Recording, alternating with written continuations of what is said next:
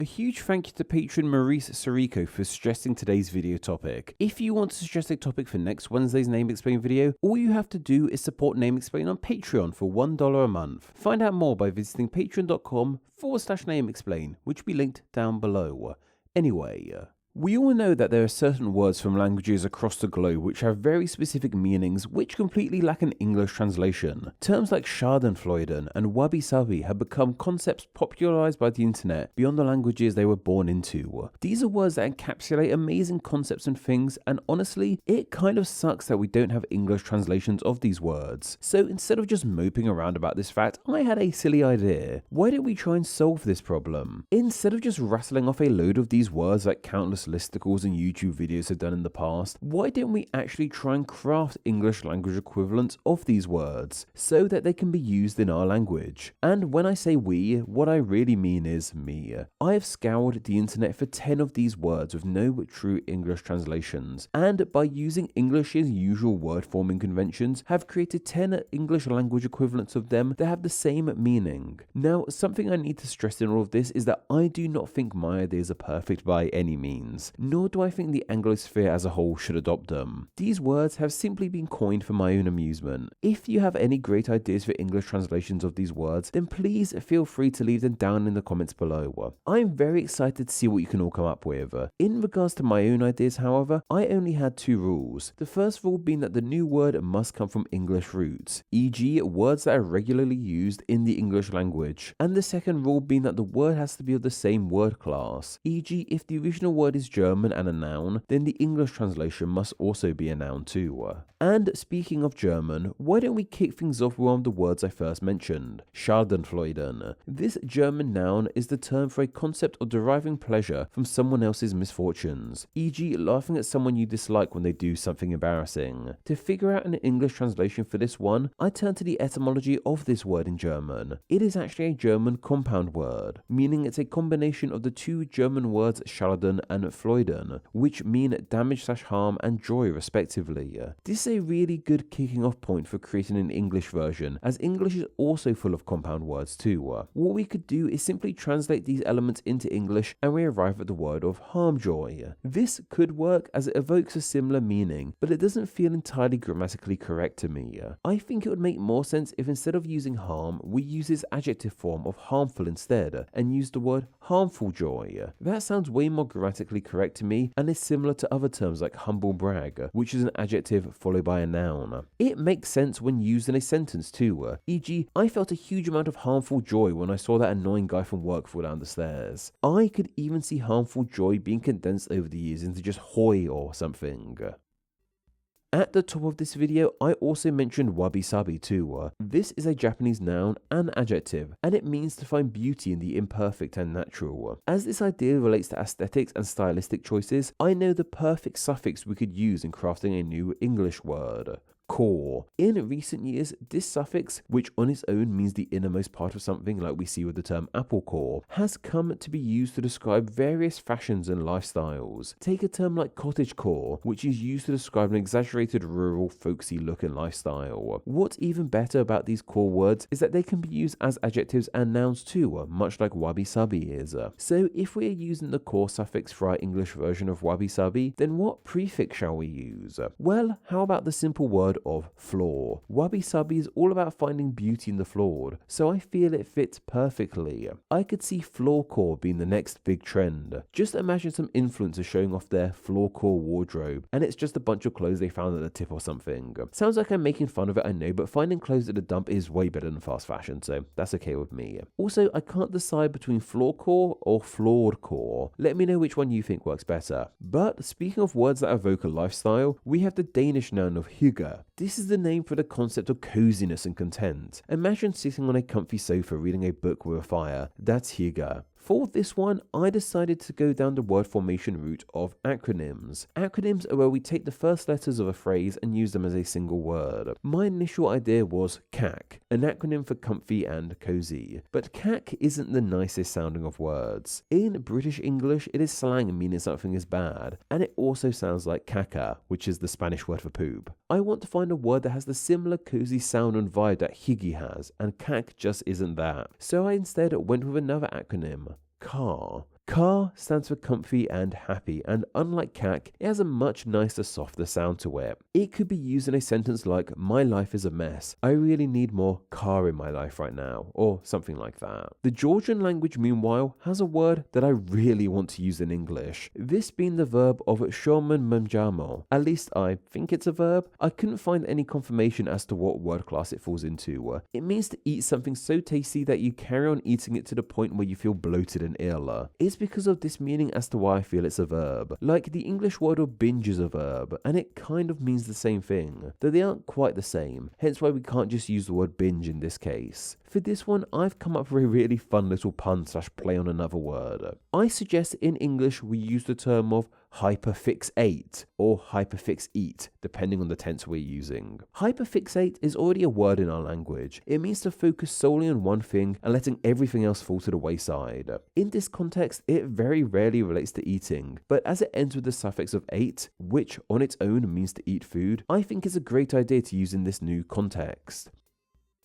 The idea of hyperfixating also heavily relates to this Georgian term too, as it revolves around the idea of something that is so tasty you can't stop focusing on it even to the point where it makes you feel unwell. Anyone who has ever had any kind of hyperfixation can relate to that, I'm sure. If you're still on the fence, imagine it being used in a sentence like, I'm so sorry, I just hyperfixate all your cake and now I feel sick. And I'm sure it'll start to sound more legitimate. Swahili has the terrific noun of juzi, which simply means the day before yesterday. E.g., if today is Friday, then yesterday was Thursday and juzi was Wednesday. Straight off the bat, I have a great idea for this one. In English, we already have the word overmorrow. This means the day after tomorrow. So once again, in regards to Friday, overmorrow would be Sunday. Juzi is more or less the opposite of overmorrow. So let's instead call it undermorrow in English. I feel like many people would have a good understanding of what an undermorrow is, especially if they already knew the word overmorrow. Though I guess undermorrow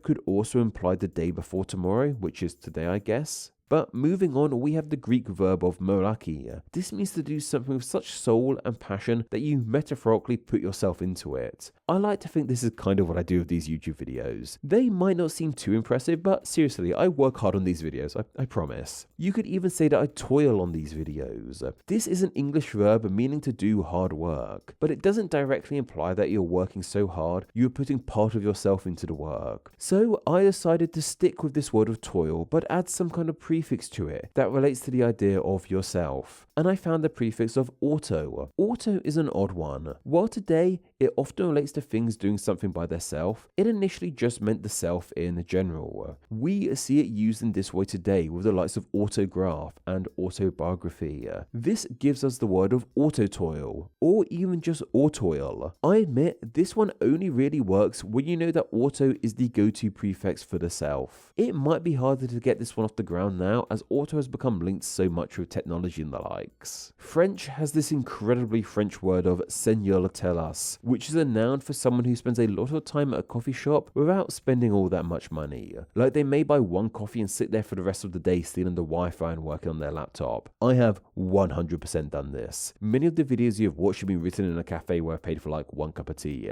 I was hit with absolute inspiration when it came to this one. I mean, in English, these people obviously have to be called Star Buccaneers, right? Like, do I even need to explain this one? Well, just in case, it comes from Starbucks, one of the most popular coffee chains in the world, and Buccaneers, which is something of a synonym for pirates, and pirates are linked with all kinds of things relating to stealing and not paying and being an all-round nuisance. Honestly, if I could have any lasting legacy on this planet, it would be in popularizing the term of Star Buccaneer. Seriously, someone go add it to Urban Dictionary or something. The Tagalog language meanwhile has the adjective of giggle. This is a word that describes a feeling of happiness. In most cases, it specifically refers to the kind of happiness you feel when you see a cute baby or puppy. In coining an English translation for this idea, I lent into the puppy/baby aspect of this word. I guess a collective term for both puppies and babies could be infants. Why don't we run with this and add the popular ible suffix we use often for adjectives, and use infantable, as in, oh my goodness, your puppy is so cute, I feel infantable right now. What also helps with this one is that it sounds a little similar to incredible, which is kind of a similar feeling, I suppose. But from a Tagalog word, we have the Samoan word of famiti. I am amazed this doesn't have an English translation already. It's the name for the squeaky noise we make by sucking in air through pursed lips. You've probably made this a dozen times today by trying to get the attention of a dog or a cat or a child. You may think it would make sense to use onomatopoeia in finding an English name for it. Onomatopoeia is simply when we use the sound something makes as its name, hence why it would be ideal to use here. Yet there's a problem with this, however. It's really hard to put this sound into words. No part of this sound makes a sound which really resembles any letters of the alphabet, and that's because the sounds of English all involve expelling air from our mouths, while this sound relates to inhaling air. Seriously, I've been sitting at my desk for like 30 minutes now making this sound, and I still can't quite figure out how to write it out as letters. So let's scrap onomatopoeia for this one and just call it an inverted kiss, as that's kind of what you're doing with your mouth when you make this sound. Though finally, we have the Inuit word of iksapok. This noun relates to the anticipation you feel while waiting for someone to arrive, even going outside to see if they're here yet. This is an interesting word as it's not inherently positive or negative. It could be a good feeling, e.g. waiting for a friend you haven't seen in ages, or a bad feeling, e.g. waiting for your parents to get home after you've trashed the house and need to explain what happened. I lean more into the negative connotation when coining the word of anxiety-anticipation, a simple compound of anxiety and anticipation. It's a bit of a mouthful, I know, but I feel it covers the idea fittingly. E.g., I'm feeling a huge amount of anxiety-anticipation, waiting for the teacher to get here with our exam results. These are just my own ideas, I need to stress once again. I honestly don't think any of them could really catch on, minus Star Buccaneers. Seriously, all go make that a thing. In reality, the translation of words is a lot more complex than simply thinking of new ones. There's a reason these words have gone untranslated for so long.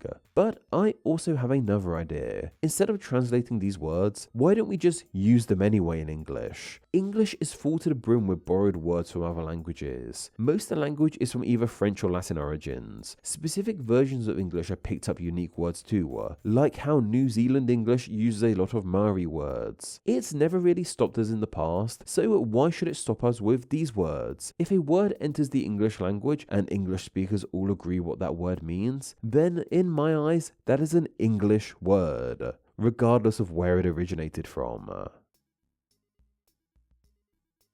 Name Explain depends on viewers like yourself supporting the channel financially on Patreon, so a huge thank you to everyone who does. Donating just $1 a month helps the channel amazingly and gets you bonuses including ad-free videos, exclusive content, the power to request ideas to be made into actual Name Explain videos, and your name at the end of the video with all these awesome people. Visit patreon.com/Name Explain or click the link down below to find out how you too can support the channel. Thank you.